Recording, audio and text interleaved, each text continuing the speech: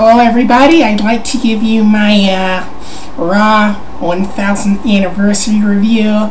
I'm gonna talk about all the great matches and give you the match by match analysis. And I'm gonna tell you my match of the hour of every third hour. So I'm gonna give you my match of the hour and tell you about all the great or lack of technical wrestling and the great workers on the show, guys that told the stories and, you know, worked the leg and worked the left side and had great psychology.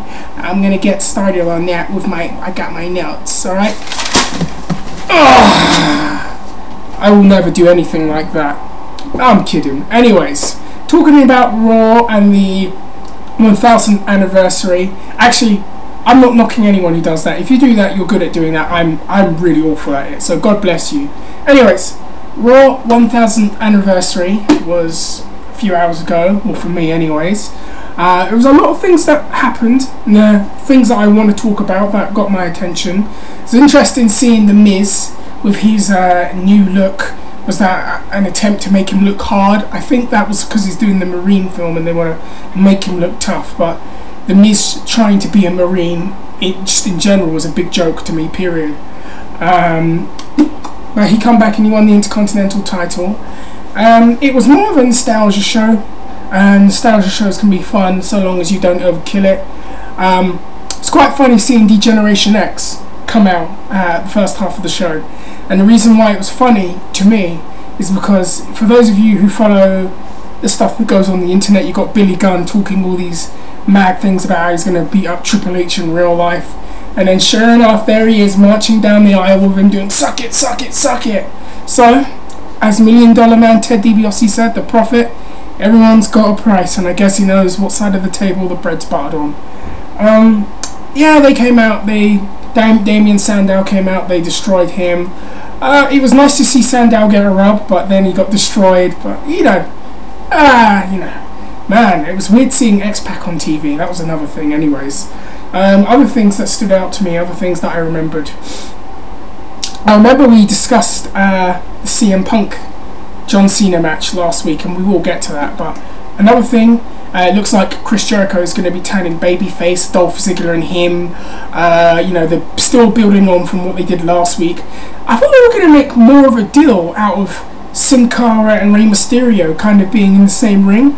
I expected more out of that, and they didn't really do anything. Who knows? I think they're both going to have separate feuds with different people. But it would be interesting to see them in some kind of match as a super team at SummerSlam or something. I mean, you know, rebuilding their tag teams, that would be an awesome tag team to have, you know, in the interim. Anything else? Anything else? Anything else? Yes, Paul Heyman and Triple H. Now, Mr. Dawson, as I call him, he touched on this, and I said the same thing. I feel the same way, sorry. It's like they've said the same promo several times, and it's always cool seeing Heyman come out. I'll always watch that. But when Stephanie McMahon came out with her bad fake tan, love, listen, get an ooh body tan, okay? Because the face was dark, but the arms were pasty white, like this colour. It's just horrible.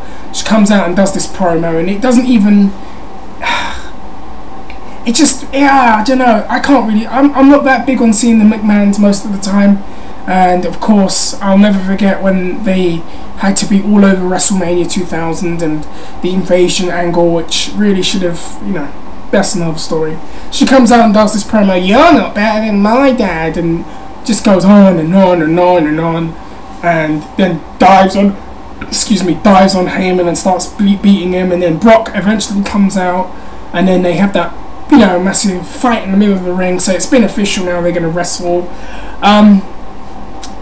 I'm interested in seeing it, but the problem is, with a lot of Triple H matches, they're very, very predictable. And if Brock wins, that would be great. But I think that Hunter has done a thing where he always has to be the person, and they never actually get their win back, or they never get to that certain point. He always has to find a way to pull the rug from underneath in the way that he's presented on TV, that it kind of hurts the match for me a little bit. The only real thing is it's a fresh match, and that's probably the main reason why I want to see it, because they've never wrestled before.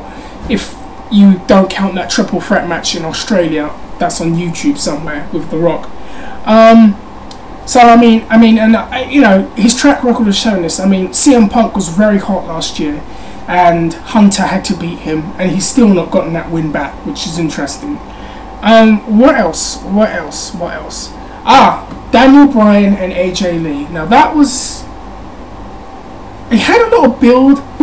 The wedding eventually happens, and then it kind of fell flat for me when she's like, "Oh, I've taken another proposal," and then Vince McMahon comes out and says that she's going to be the Raw GM. I found it a bit funny when she skipped around and then fucked off out the ring, but it just kind of fell flat. I mean, be interesting what they do next week, what kind of where they go with it now. It looks like Daniel Bryan is going to be segued onto something else, which we'll get onto in a bit later. And then we go on to Daniel Bryan having a fit, CM Punk coming out and gloating, and then The Rock coming out. Now that was where things got very interesting.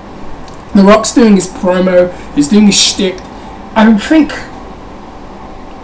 you know, Daniel Bryan could have come out with a bit more than what they gave him. He could have said a bit more, the way it was presented. Let him have a little bit, you know, because he's an excellent performer in every conceivable way. In-ring, facial, speaking, he knows how to provoke a reaction. He is, to me, in my opinion, their best overall performer on so many different levels, and a lot of guys don't touch him. So it would have been nice for him to come away with something, considering what they're going to move him on to next now. And then you had Rock basically saying he's going to wrestle at the Royal Rumble.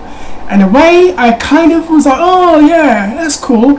And then him and CM Punk having their face off, but I'm getting interested in it. Because, you know, Punk has said a lot of things about him before, you know, to the press and stuff. And it was making me think, I wonder what's going to happen for the rest of the show. So then they announced then they start to build towards a Daniel Bryan and Charlie Sheen thing. And yes, Charlie Sheen, Daniel Bryan and Charlie Sheen. If a year ago you were to tell me that Charlie Sheen was going to wrestle Daniel Bryan or be involved in some altercation with Daniel Bryan, I would have said only in Japan where they do these kind of crazy things. And sure enough, it's going to happen, and I'll be interested in that. The one good thing that comes out of it is that hopefully they garner a lot of publicity, and this is good for Daniel Bryan to really get his name out there even more. Granted, this isn't the method we'd all like. You know, we'd love it if it was built more on what he can do as an in-ring performer and all of those things, and, you know, they just unleash the chains and let him do whatever he wants. It would be nice in that, but turn that negative into a positive, and there's going to be some publicity, hopefully, and hopefully Daniel Bryan can get something out of this. The only fear that I have now is that I have a horrible feeling that Charlie Sheen is going to beat Daniel Bryan if they have some kind of match or get the upper hand on him, but I think that's the psychology there. That's what we are going to pay to see, is an altercation with the two of them where Charlie Sheen gets the upper hand. Let's just hope they don't, well, you kind of hope that they don't script Charlie Sheen, but you know that they're going to have to, because you never know what he's going to come out with. But that's the appeal with Charlie Sheen. You never know what he's going to come out with. Who knows? Lastly, the great big thing that happened at the end. Oh, Undertaker came out. Man, he looked old. He looked really old. Those surgeries and those matches have caught up with him, because it was like the upper half was all like that, and then the other half was just, you know, swelling out. So he looked a bit banged up, probably didn't have enough time to train or whatever. It was interesting seeing him and Kane together, but in a way it kind of felt like a waste of an Undertaker appearance to me. Give me 2 seconds while I drink this water. You got to stay hydrated, people. Right, back to it. The main angle at the very end. So every summer they have a story or an angle that they go with, and that's their big summer blockbuster. So the main event was Cena and CM Punk, and I spoke to Kyle, a video maker on here and a guy that I have interactions with, and many other people on my channel about this match. and we were talking about the possibility of Cena being the guy to fail in cashing in the title match or the Money in the Bank, and lots of different ideas were suggested, and then one idea popped into my head, and then everybody talked about, what if CM Punk turns heel and it somehow costs John Cena the Money in the Bank briefcase? And it seemed like a great idea, and I thought about it and I was definitely convinced Punk is going to turn, but how and on who? So the match starts happening, Big Show comes out, starts interfering, starts attacking Cena, and it's interesting that Punk, instead of joining in on the beatdown of Cena, just kind of stands there like, I don't know what to do, just standing there, and it kind of makes him look like, you know, it's like insincere fear, like he's kind of like making it scared that he can't, you know, like it was interesting that he kind of just stood there, because that hasn't been done in a while, that kind of angle where the guy doesn't help the person, and he's just kind of standing there, and then the match eventually gets thrown out, and out comes The Rock, big cheer, fans come out, Rock starts going at Big Show, makes the save, goes for the people's elbow, comes running in, Punk, boom, right in the face, knocks him right down on his ass, picks him up, go to sleep, and the fans are booing, and it left everybody, myself included, very interested now in watching Raw to see what CM Punk says about this and what was his reasons. So it looks like, by all intents and purposes, that CM Punk is now a heel and he's turned, and in a way when you look back they've kind of been hinting that something was going to happen, because there was that segment my friend told me about, he was probably watching this, where Eve chiefed up CM Punk and said, you know, you're the champion, but you're second fiddle to Lesnar, to Rock, to all of these other people. And that kind of seemed to be a hint that they were going to do something eventually with him. So that's interesting. It would have been interesting to see a new face debut. It would have been a perfect time for someone new to appear on the show and start off a new era of sorts.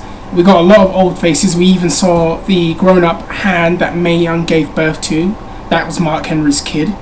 But yeah, it was interesting. It would have been interesting to see someone like a Dean Ambrose debut on this show. It would have been absolutely perfect for him to attack someone on there of some worth and say, now we're into a new era. And just a great way to debut that character, because apparently they're very hot on him, but they just don't know how to debut him, and the Mick Foley thing went through the train. So anyways, I'm drying out, my voice is going. Before I get going, I just want to say to everybody that's been coming down my channel and subscribing and writing and going back and forth with you, I want to say thank you very much, all of you, for subbing to me and for watching my videos.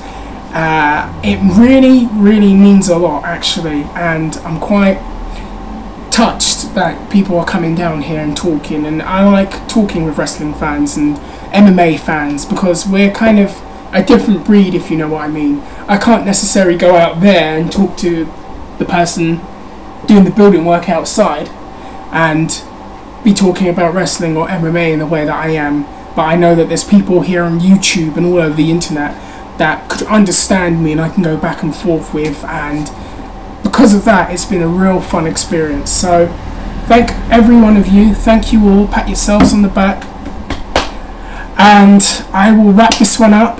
Leave some comments, write some stuff, and I will get going and hopefully have another video maybe tomorrow morning. Anyways, take care and thank you.